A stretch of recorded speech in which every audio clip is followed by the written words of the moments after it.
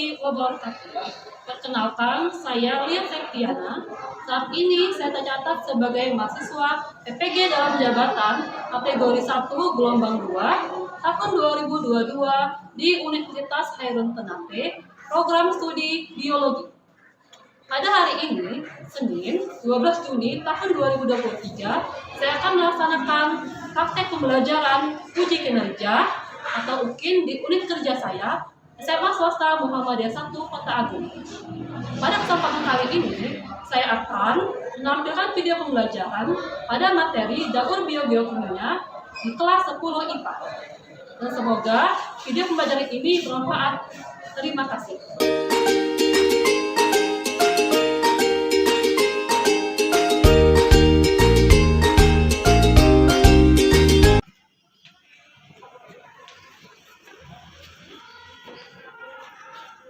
Assalamualaikum.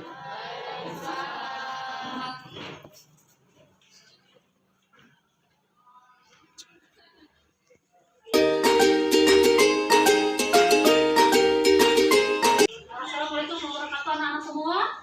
Waalaikumsalam warahmatullahi wabarakatuh. Selamat pagi. Baiklah, kita hari ini mulai pembelajaran ya. Sebelum mulai pembelajaran, kita berdoa terlebih dahulu agar kita hari ini diberi ibadah dengan Allah SWT ya. Baiklah, Mustafa silakan pimpin doa ke depan. Lepas.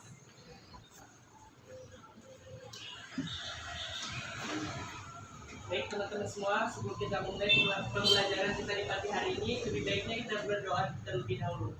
Berdoa dalam hati mulai.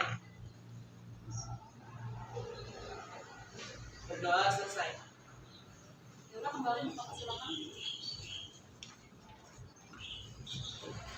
Beri salam kepada ibu guru. Assalamualaikum warahmatullahi wabarakatuh. Waalaikumsalam warahmatullahi wabarakatuh. Baiklah anak-anak, sebelum kita mulai pembelajaran, ibu mohon kalian periksa kebersihan kelasnya. Silakan sampah-sampah dibuang pada tempatnya. Silakan periksa terlebih dahulu kebersihan kelasnya.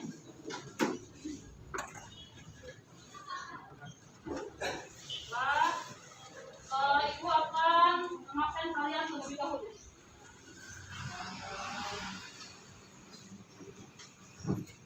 Anissa? Artika? Bella? Hadir.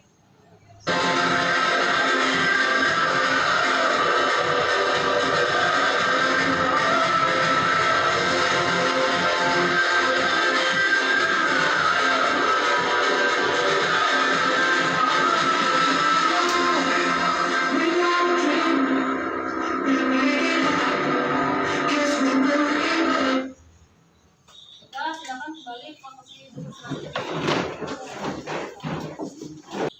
Sebelumnya, Ibu akan menampilkan video motivasi ya. Silakan kalian amati terlebih dahulu.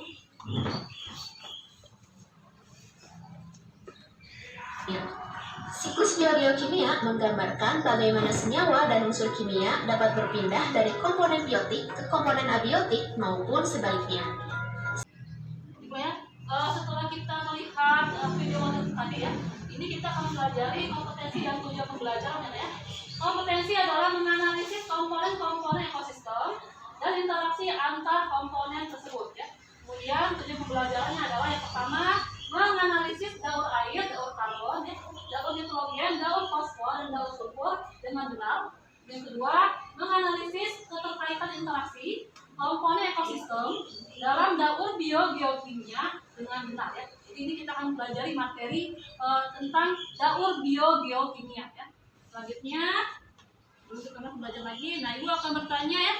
Baiklah, Ibu tanya kepada Bella ya. Bella, bagaimana sih hujan bisa terjadi? Menurut kamu, apa yang menyebabkan terjadinya hujan? Coba Bella jawab. Izin menjawab, Bu. Hujan dapat terjadi karena adanya penguapan yang terjadi di dalam bumi, baik di daratan maupun di perairan. Penguapan tersebut terjadi karena adanya suhu panas di dalam bumi dan terjadilah hujan. Oke, bagus ya jawaban daripada Bella. Baiklah, Bella kembali Bella ya. Nah itu benar ya kata Bella. Jadi sebenarnya hujan itu terjadi karena adanya penguapan ya dari evapotranspirasi ya, jadi dia menguap ke atas menjadi hujan dan juga dia turun ke bumi ya, itu namanya proses terjadinya hujan ya. Selanjutnya ibu akan melaksanakan pretest di quizzes ya. Ibu mohon buka HP-nya semua. Silakan melihat pretest di quizzes yang sudah dibagikan di HP kalian masing-masing. Silakan kerjakan.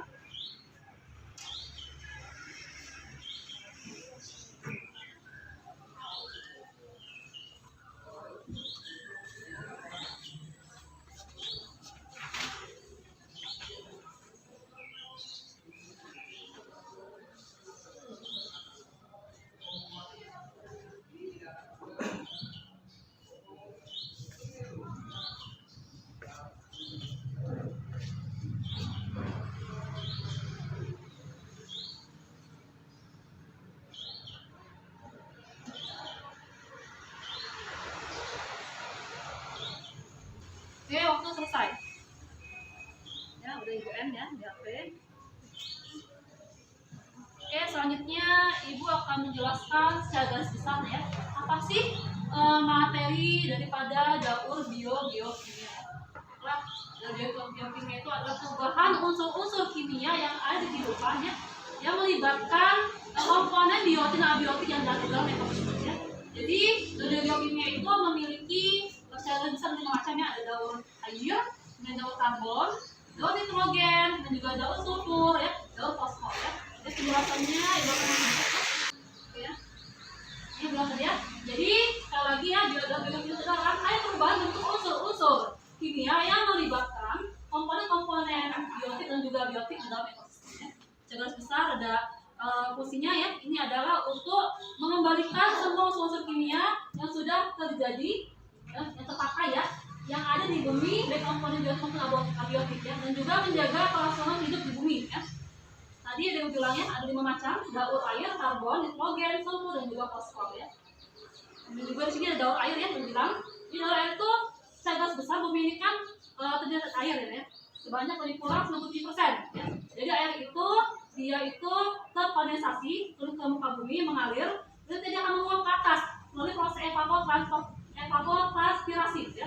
Dia akan menguap ke atas menjadi awan, kemudian awan akan berkondensasi turunlah hujan ya.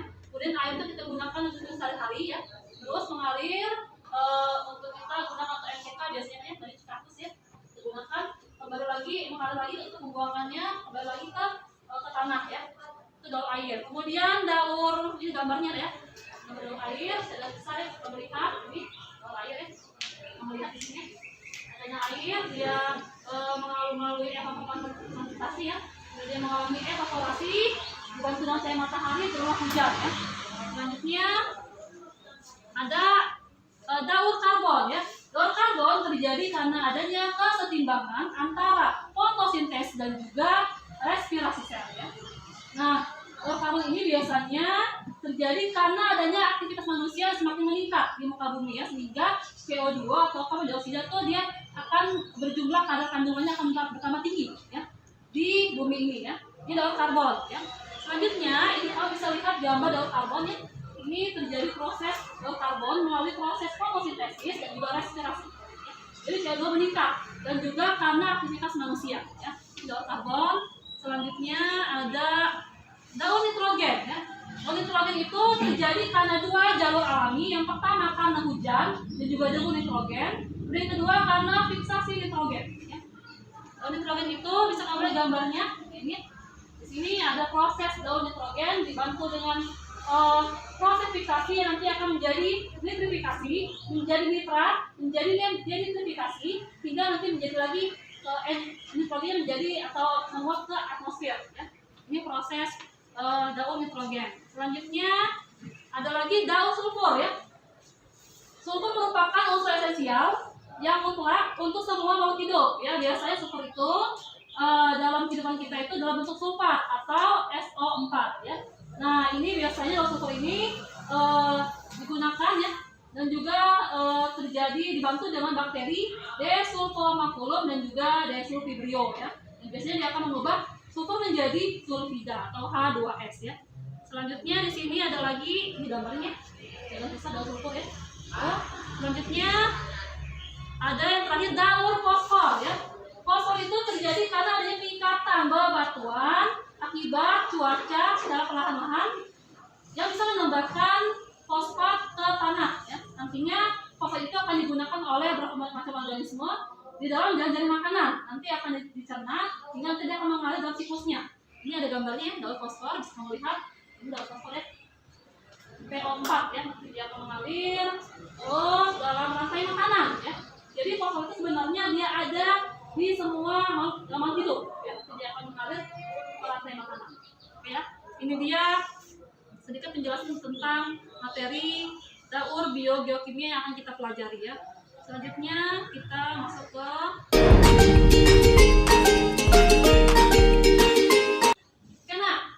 sekarang Ibu minta kalian buka HP, itu Ibu berikan orientasi pada masalah. Silakan kamu buka, itu ada link ya tentang artikel waspadai air hujan di Jakarta dan Serpong ya. Silakan kalian literasi artikel tersebut, buka link di HP kalian masing-masing. Silakan dibuka. Kali artikel orientasi pada masalah, literasi dengan baik. Kan literasi dengan baik, orientasi pada masalah.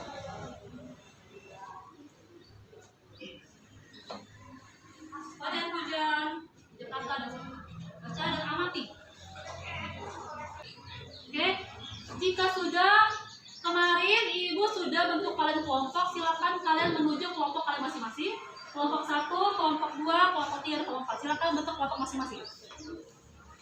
Setelah ini itu akan membagikan scan barcode modul pembelajaran ya. Scan barcode modul pembelajaran, jangan scan dulu HP kalian masing-masing, scan barcode.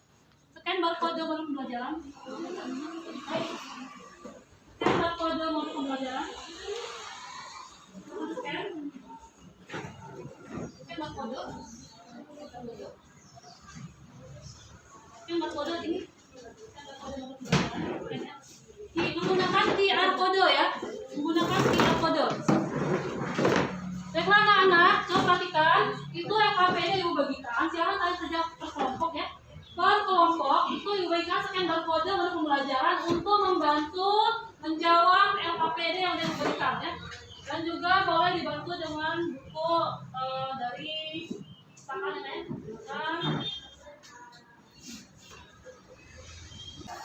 Kelompok 3, kelompok populasi. Silakan kerjasama ya, kalian semuanya bantu dengan scan barcode yang dibagikan, scan barcode dan juga modul buku dari sekolah. Silakan kerjasamanya, bukan nilai keaktifannya, rasa tanggung jawabnya, kedisiplinannya. Tiap orang dinilai ya. Tidak Dimas ya. Bisa ya.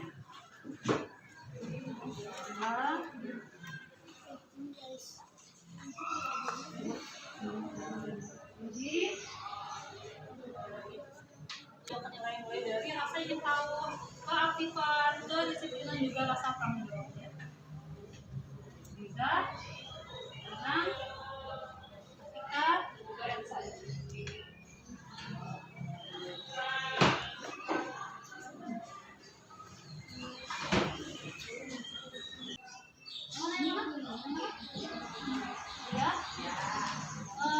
Analisislah permasalahan ya. Pengembangan di kualitas penjualan lingkungan. Masalahnya apa? Ya, masalahnya. Penyebabnya sebelumnya. Jadi bagaimana dampaknya ya? Jelas ya? Kerjasamanya lebih. Bagaimana kalau analisislah? Sudah selesai? Belum? Sudah selesai? Kelompok sel, kelompok organisme.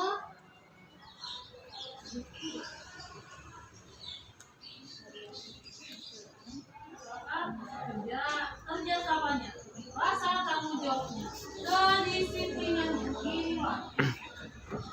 Masih tahu, aktifan, kedisiplinan dan juga rasa tanggung jawab. Jadi bukan nilai orang juga. Dan yang pertama sih menilai, tapi juga nilai orang juga. Baiklah kami buka. Assalamualaikum warahmatullahi wabarakatuh. Waalaikumsalam warahmatullahi wabarakatuh. Kami dari kelompok 1 mempresentasikan hasil kerja kami yang berjudul Waspadai Air Hujan di Jakarta dan Serpong. Berdirinya saya di sini sebagai moderator dan izin memperkenalkan diri. Nama saya Putri Grasari. Di samping saya ada rekan saya. Saya Bella Maulidia sebagai pembaca materi. Saya Anissa Putri sebagai pembaca materi. Saya Desi Wandari sebagai pembaca materi. Saya Mustafa sebagai rekan dari kelompok. Silakan mempresentasikan hasil dari tugas kelompok. Presentasi yang akan dibacakan oleh rekan saya.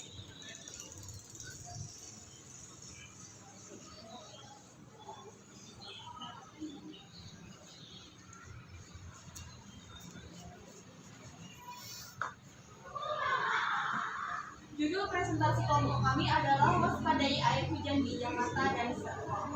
Untuk pertanyaan yang pertama yaitu analisislah permasalahan yang dihadapi di Jakarta dan Serpong berdasarkan pemaparan dari tim peneliti dan pusat penelitian dan pengembangan kualitas dan laboratorium di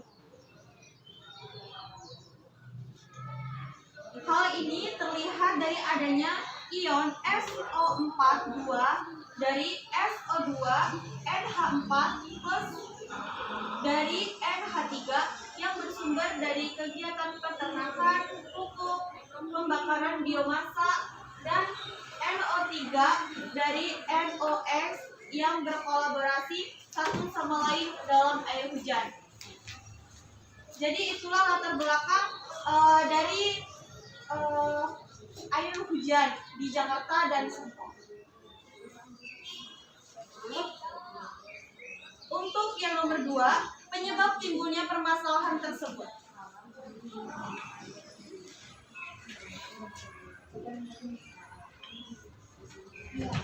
Penyebabnya adalah BMKG Jakarta tahun 2013 sampai 2014 menyatakan bahwa polutan NO2 di Jakarta mencapai 4 sampai 6 kali lebih tinggi dibanding SO2.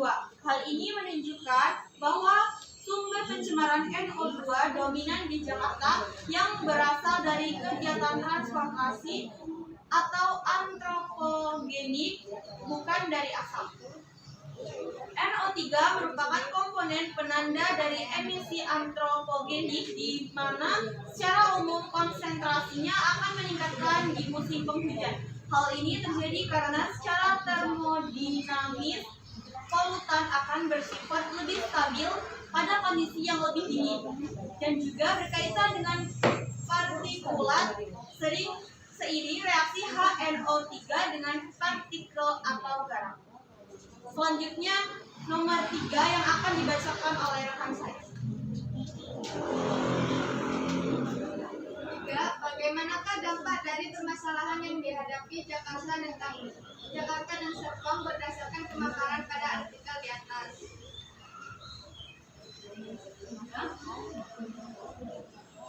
Deposisi asam basah dan asam maupun kering menimbulkan dampak negatif bagi kehidupan manusia dan lingkungan. Dampak deposisi asam tersebut dapat dikaji dengan melalui perubahan ekosistem, misalnya tumbuhan, tanah, ataupun perairan, serta kerusakan material akibat tergiur oleh air hujan ataupun pengaruh polusi udara. Selanjutnya akan dibacakan oleh Desi.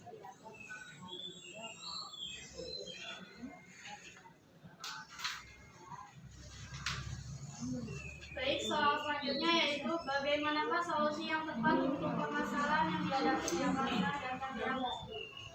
Baik, dengan cara mengurangi kegiatan antropogenik karena bahaya antropogenik dapat berdampak pada manusia, organisme lain, bioma, dan ekosistem.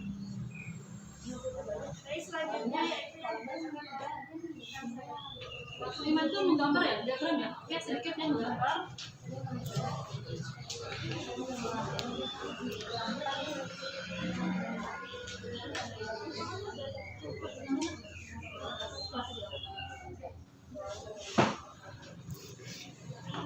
Yang nomor 5 adalah diagram atau daur hidrologi berdasarkan uraian masalah di atas.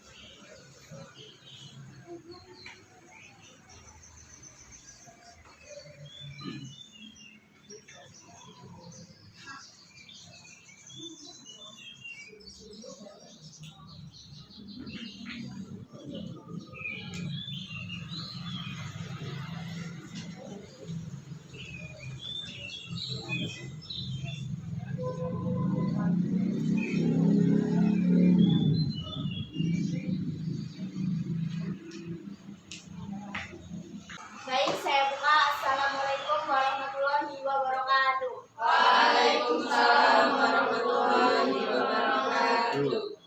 Izin memperkenalkan diri, nama saya Rini Wulandari. Saya di sini sebagai moderator. Di sini berdirinya kami di sini ingin mempresentasikan hasil kerja kelompok kami yang berjudul Waspadai Air Hujan di Jakarta dan Serpong. Di sebelah saya ada teman saya yang bernama. Izin memperkenalkan diri, nama saya Desa Aldia Sastika sebagai pembaca materi. Izin memperkenalkan diri, nama saya Kornisa Sika sebagai pembaca materi. Izin memperkenalkan diri, nama saya Nadila Promita sebagai pembaca materi. Izin memperkenalkan diri, nama saya Dimas Abel Fernando sebagai rekan kelompok. Baik, materi kami yang akan dibacakan oleh Tessa. Waspadai air hujan di Jakarta dan Serpong. P3KRL Serpong 13/06/2016. Air hujan sebetulnya membawa berkah bagi kehidupan manusia dan lingkungan. Tetapi apabila hujan tersebut memiliki pH 5,6 atau disebut hujan asam, maka harusnya diwaspadai karena memberikan dampak negatif bagi kehidupan manusia. Seperti air hujan di daerah Jakarta dan Serpong, tiap tahun memiliki kecenderungan pH yang semakin rendah. Bahkan rata-rata air hujan di kedua daerah tersebut dalam periode 2000 sampai 2014 memiliki rata-rata pH 4,7. Hal ini diungkapkan oleh Retno Puji Lestari, MSc, Puji Purwaiti ST, dan Rizky Nelson, SI. Tim peneliti dari Pusat Penelitian dan Pengembangan Kualitas dan Laboratorium Lingkungan dalam hasil penelitiannya yang tertuang di laporan hasil penelitian tingkat pencemaran udara berdasarkan deposisi asam. Dalam kajian tersebut, dikatakan bahwa pH rata-rata tahunan di Jakarta pada awalnya atau periode 2000 sampai 2005 cenderung lebih tinggi dibandingkan dengan Serpong. Tetapi pada tahun 2006 sampai 2014 terjadi sebaliknya atau pH Jakarta cenderung lebih kecil atau asam dibandingkan Serpong. Kecilnya pH air hujan di Jakarta dan Serpong umumnya tersumber dari kegiatan antropogenik dalam bentuk gas SO2, NO2, dan NH3. Hal ini terlihat dari adanya ion SO42 sampai dari SO2, NH4 plus dari NH3 yang bersumber dari kegiatan peternakan, pupuk, pembakaran biomasa, dan NO3 sampai dari NOx yang berkorelasi satu sama lain dalam air hujan. Selanjutnya akan dibacakan oleh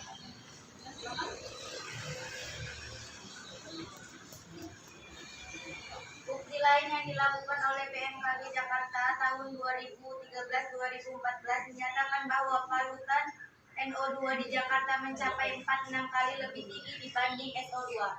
Hal ini menunjukkan bahwa sumber pencemar NO2 dominan di Jakarta yang berasal dari kegiatan transportasi atau antropogenik, bukan dari alam. Selain itu, dalam hasil kajian Retno dan tim menunjukkan bahwa pada tahun 2004 parameter NO3 di Jakarta 2 kali lebih tinggi daripada di Serpong. Tetapi pada tahun 2006 dan seterusnya, konsentrasi NO3 di Serpong menjadi relatif tinggi. Hal ini diakibatkan oleh peningkatan jumlah sumber pencemar di area sekitar wilayah Serpong, terutama seiring dengan peningkatan volume kendaraan bermotor. NO3 merupakan komponen penanda dari emisi antropogenik, di mana secara umum konsentrasinya akan meningkat di musim penghujan. Hal ini terjadi karena secara termodinamis, polutan akan bersifat lebih stabil pada kondisi yang lebih dingin dan juga berkaitan dengan partikulat seiring reaksi HNO3 dengan partikel atau garam.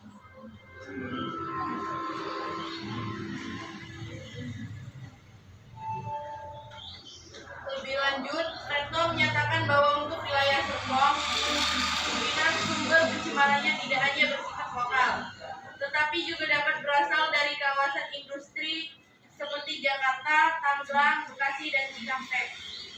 Selain itu, dari hasil kajian juga memperlihatkan bahwa konsentrasi komposisi kimia air hujan di Jakarta dan Serpong cukup tinggi, di mana di Jakarta sebesar 332 mol dan Serpong sebesar 236 mol.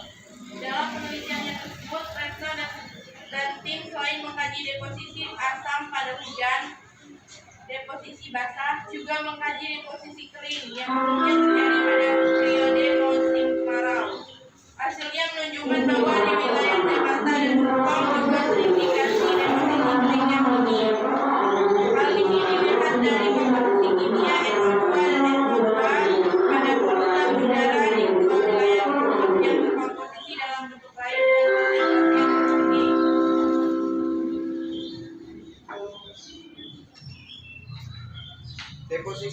baik basah atau hujan asam maupun kering menimbulkan dampak negatif bagi kehidupan manusia dan lingkungan. Dampak deposisi asam tersebut dapat dikaji dengan melalui perubahan ekosistem, misalnya tumbuhan, tanam ataupun perairan, serta kerusakan material akibat terguyur oleh air hujan ataupun pengaruh polusi udara.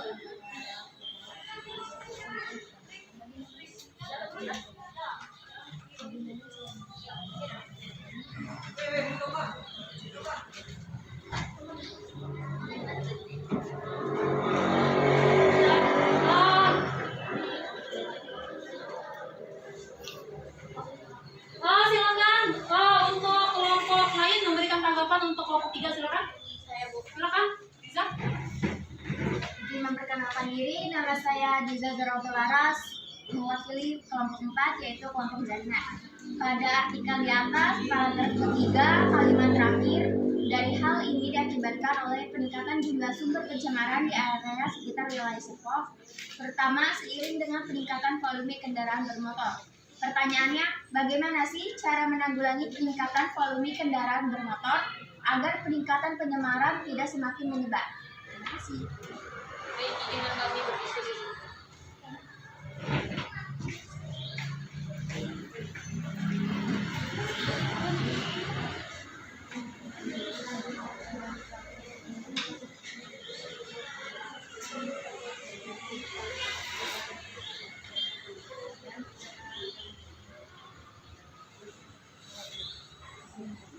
Ya, silakan. Untuk kelompok Tessa memberikan jawaban dari kelompoknya Diza. Kelompok 4 dipersilakan. Baik, izin menjawab dari pertanyaan dari kelompok 4. Mengurangi kegiatan antropogenik dan juga mengurangi perubahan ekosistem. Misalnya tumbuhan, tanah ataupun perairan serta kerusakan material akibat terguyur oleh air hujan ataupun pengaruh populasi udara. Bagaimana Diza? Cukup ya, jelas ya? Oke, sip ya. Silakan kelompok lain. Ada dari kelompok 2, ada kemudian tanggapan atau dari pertanyaan silakan. Kelompok 2 silakan. Berdiri silakan. Apakah tidak ada solusi lain Bu? Ya, solusi lain dari yang tadi. Silakan. Ada solusi lain?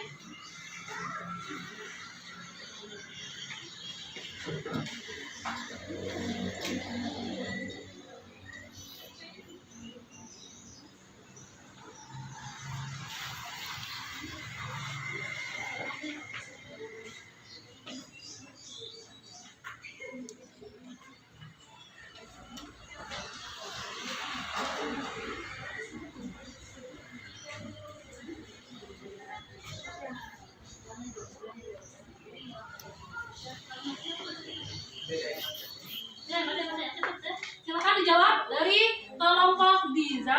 Silakan untuk Tessa menjawab. Baik, izin menjawab dari kelompok 2. Ya, kedua sama kelompok 2 silakan. Ini ya. Cara menanggulanginya itu yang pertama misalnya mengurangi perubahan ekosistem, misalnya tumbuhan, tanah ataupun perairan serta kerusakan material akibat terguyur oleh hujan ataupun pengaruh populasi udara. Jelas ya, kelompok 2 ini ya. Oke, sip ya. Silakan tutup presentasi dari kelompok 3. Silakan. Baik, itulah presentasi dari kami akhiri. Wassalamualaikum warahmatullahi wabarakatuh. Waalaikumsalam warahmatullahi wabarakatuh. Kelompok 3. Silakan kembali ke kelompok masing-masing ya. Nah,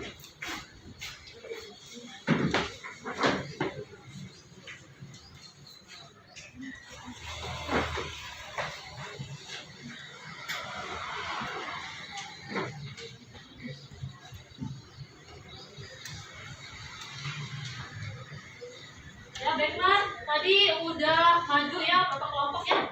Kelompok 1, 2, 3, dan 4 menjawab SKPD tentang daripada orientasi masalah ya, yaitu tentang waspada air hujan di Jakarta dan juga Serpong ya.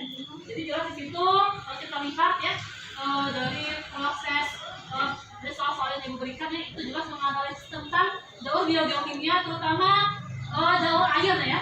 Daur air yaitu yang terjadi pada hujan di Jakarta dan juga sekitarnya. Jadi kelompok tadi sudah bisa menjawab dengan jelas soal-soal yang diberikan tadi ya. Selanjutnya di sini siapa yang bisa menyimpulkan ya? Apa sih kesimpulan materi pembelajaran kita hari ini? Silakan. Silakan. Daur biogeokimia itu memiliki peran yang sangat penting khususnya bagi kehidupan di bumi. Daur biogeokimia juga memiliki beberapa materi siklus. Yang pertama itu ada siklus air, siklus karbon, siklus sulfur, siklus nitrogen, dan siklus fosfor. Dan tentunya itu memiliki sifat yang sangat penting untuk menjaga keseimbangan ekosistem, Bu. Oke, sip ya, bagus sekali tepuk tangan untuk kita. Karena dia bisa menjawab kesimpulan dari pembelajaran kita hari ini. Kesimpulan dari Tessa, Ibu minta kalian mengerjakan refleksi ya, yang udah dibagikan linknya di HP kalian masing-masing. Kalian buka masing-masing. Ini refleksi yang udah dibagikan. Refleksi, silakan. Refleksi. Itu memberikan tanggapan daripada kegiatan pembelajaran hari ini ya. Silakan kalian klik link refleksinya.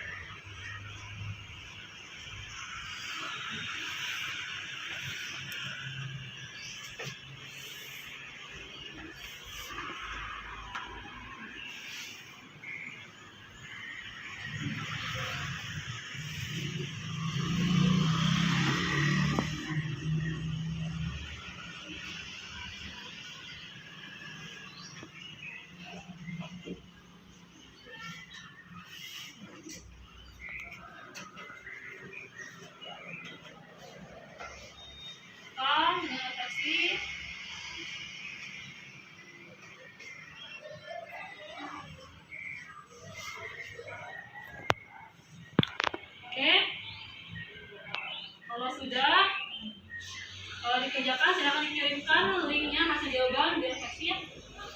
Kalau sudah, sekarang minta kalian mengerjakan post test di Quizzes ya, yang udah diberikan juga di link HP masing-masing ya, sesuai dengan kode yang diberikan. Silahkan dikerjakan. Post test di Quizzes.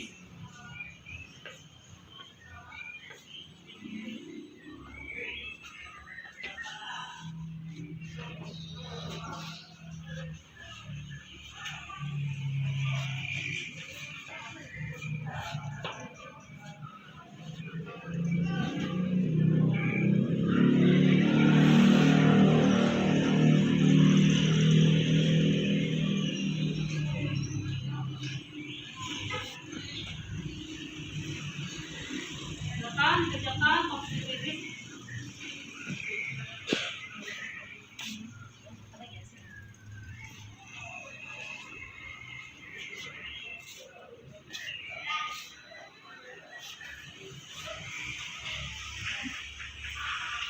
Oke, jadi dari proses itu Ibu akan melihat bagaimana hasil belajar kalian ya, pada ternyata atau tidak ya, dengan menggunakan pembelajaran hari ini ya.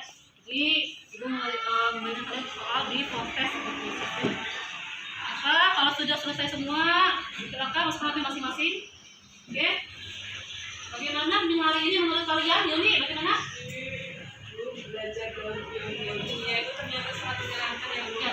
Sangat ya, alhamdulillah ya, sangat sekali ya, sangat menyenangkan. Kenapa? Di sini kalian sudah bisa menganalisis ya daur-daur biogeokimia dengan baik dan benar ya.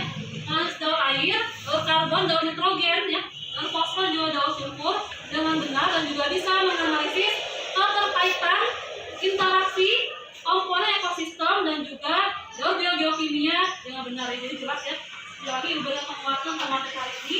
Jadi daur biogeokimia adalah perubahan unsur-unsur kimia yang ada di muka bumi yang terjadi dan juga dibantu oleh keseimbangan organisme yang ada di muka bumi ini ya, dan juga mempengaruhi komponen biotik juga abiotik di muka bumi ya. Itu daur biogeokimia ya. Ada 5 macam: daur air, daur karbon, daur nitrogen, daur sulfur, dan juga daur fosfor ya. Dan kelimanya itu memiliki penjelasan masing-masing ya. Jelas ya. Oke, baik. baiklah hari ini sekian dari kita hari ini. Nanti pertemuan berikutnya kita akan pelajari tentang upaya pemeliharaan ekosistemnya di materi berikutnya. Ya, hari ini meminta untuk boleh kembali ke hari. Silakan Mustafa maju ke depan untuk berdoa kembali.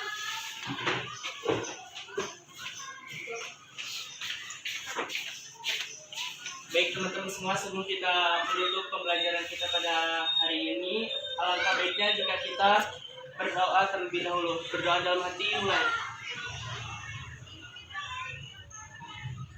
Berdoa selesai.